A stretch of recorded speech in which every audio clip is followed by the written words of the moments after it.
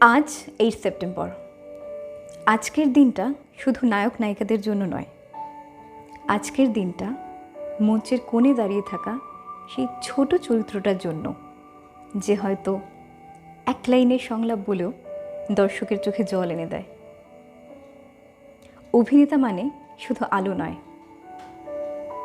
অন্ধকারেও দাঁড়িয়ে থাকা, অডিশনে বারবার ব্যর্থ হয়েও পরের দিন আবার নতুন করে চেষ্টা করা।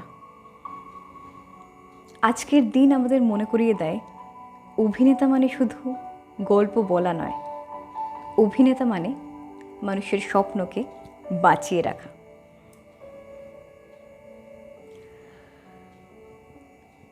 আজকের দিনে কুর্নিশ জানাতে চাই সেই সব অভিনেতাদের প্রতি যারা অভিনয়ের জন্যই বাঁচেন। Happy actors day.